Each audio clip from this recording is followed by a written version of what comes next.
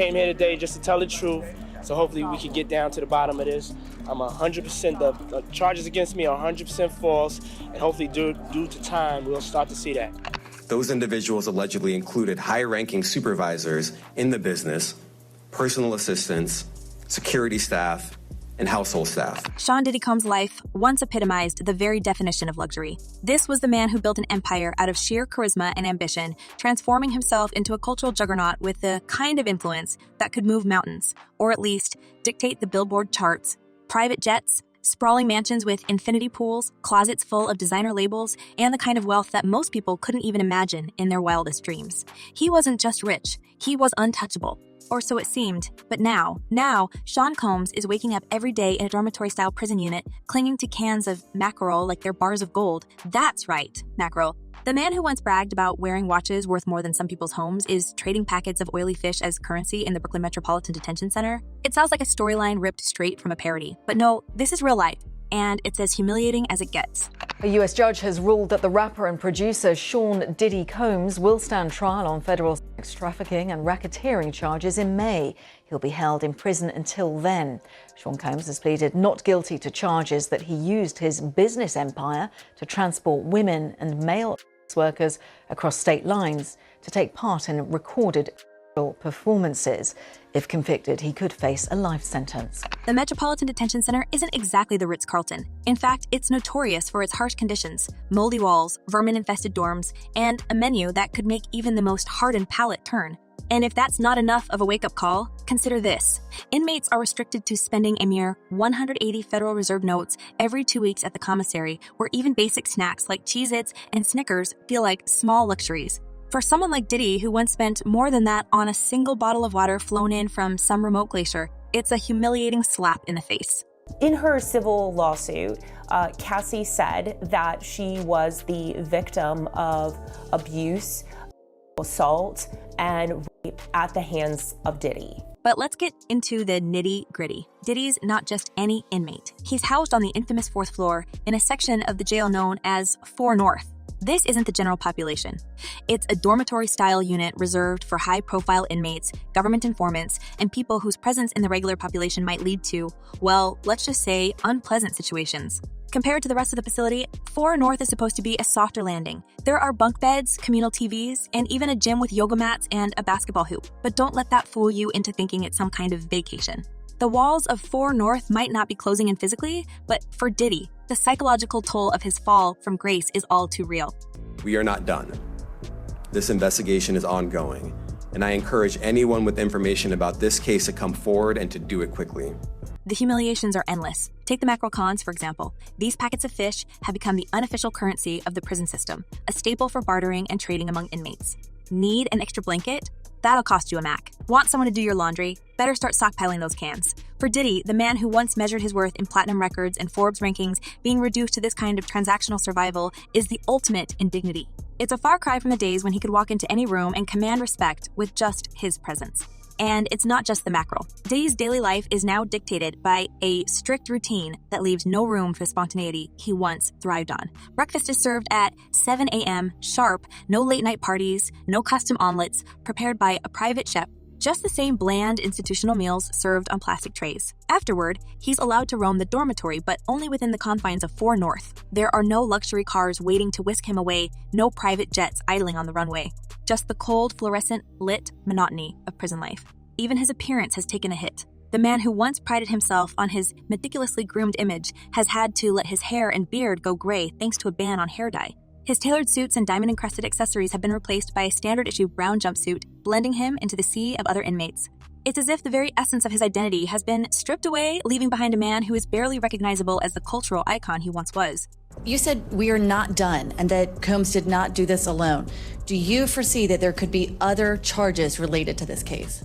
I'm not taking anything off the table. But perhaps the most jarring aspect of Diddy's new life is the constant surveillance. Every phone call he makes, every meeting with his lawyers, every note he scribbles in his cell is subject to government monitoring. Even his laptop, provided so he can review the mountain of evidence stacked against him, is a hollow shell of his former technological luxuries. No Wi-Fi, no connection to the outside world, just a glorified word processor that shuts down promptly at 3:30 p.m. It's a stark reminder that Diddy is no longer the one calling the shots. For the first time in decades, he's at the mercy of a system he can't control. And yet, despite all this, Diddy hasn't exactly been a model inmate. Prosecutors allege that he's been bending the rules, buying phone time from other inmates, and even attempting to contact potential witnesses through three-way calls, a risky move that could land him in even deeper trouble. His defense team, of course, denies these claims, arguing that such tactics are common practice in prison and shouldn't be used to paint him as some kind of manipulative mastermind. But the allegations add another layer of intrigue to an already sensational case, raising the question, just how far is Diddy willing to go to regain even a sliver of his former power? Realm, this is very significant, just from who we associate Diddy being and everything we've seen him do over the decades. Like you said, this is quite the downfall to go from, we saw the mansions back in March that were raided by the feds. So to go from living in those mansions to being in a jail cell right now, I think it really underscores the magnitude of what he's facing and the weight of the federal government. And then there's the trial, looming on the horizon like a storm cloud ready to burst. The charges against Diddy are nothing short of career-ending, the kind of allegations that could redefine his legacy forever. Racketeering, trafficking, coercion. The list reads like a laundry list of tabloid nightmares. And the stakes couldn't be higher. If convicted, Diddy faces life behind bars, a prospect that seems almost inconceivable for a man who once seemed larger than life itself. But here's the thing about Diddy. He's always been a survivor. Whether it was navigating the cutthroat world of the music industry or bouncing back from personal scandals, he's always found a way to come out on top. But this is different. This isn't just a bad press cycle or a PR crisis that can be smoothed over with a carefully worded statement. This is a fight for his very freedom, and for the first time, it's not clear whether the man who once seemed invincible has what it takes to weather the storm. So yesterday, Monday, Diddy celebrated his 55th birthday, but this year was a lot different. It was no Diddy parties. It was none of that. None of that stuff. Well, happily, so I guess right now.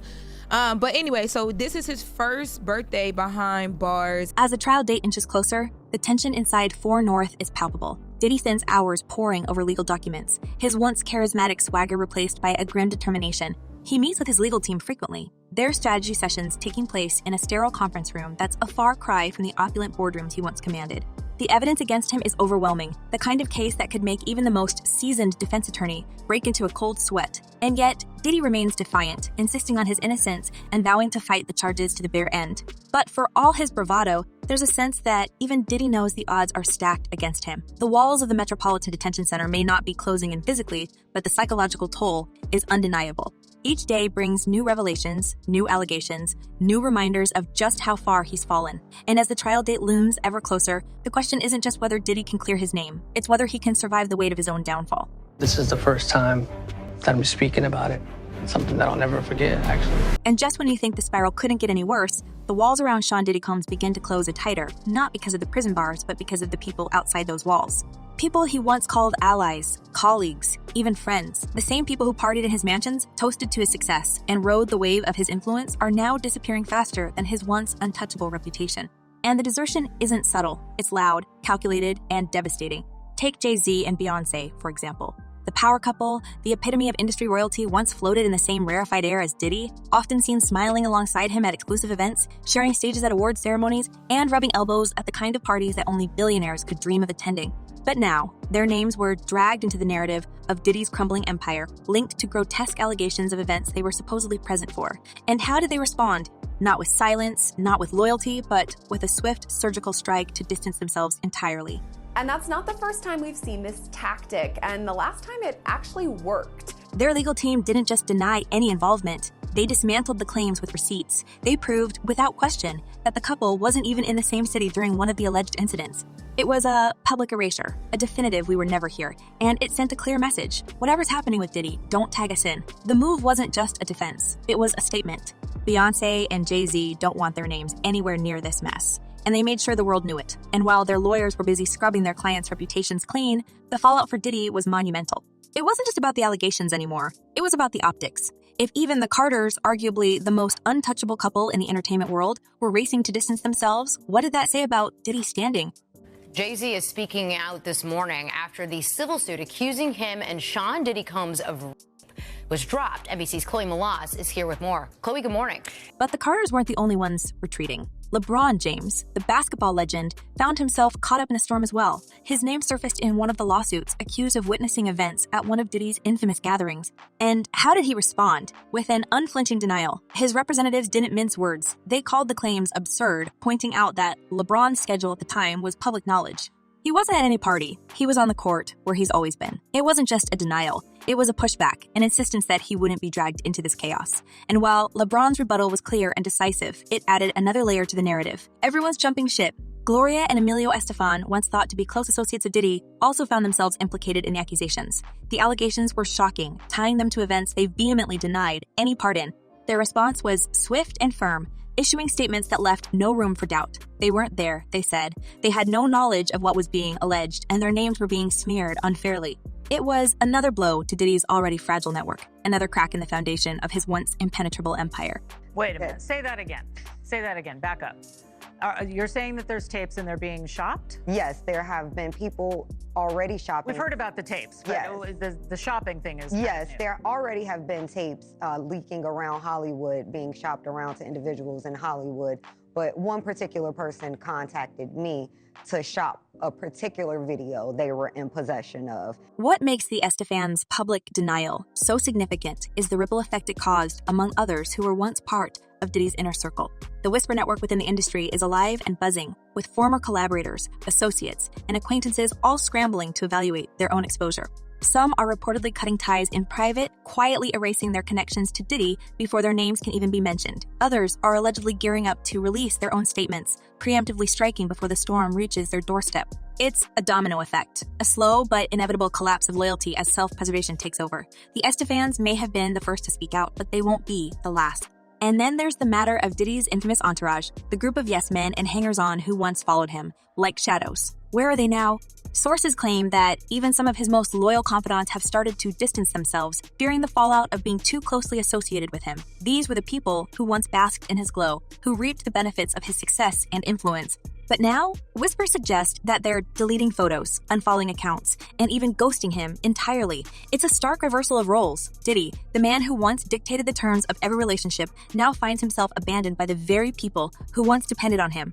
It's a question of that, but when you read through the indictment, it's pretty clear who could be indicted as a co-conspirator. Right now, there are people in the indictment who would be considered unnamed co-conspirators, but clearly have played a role in this conspiracy. And I think prosecutors have some big leverage on them because they're hoping that they testify against Diddy as prosecution witnesses.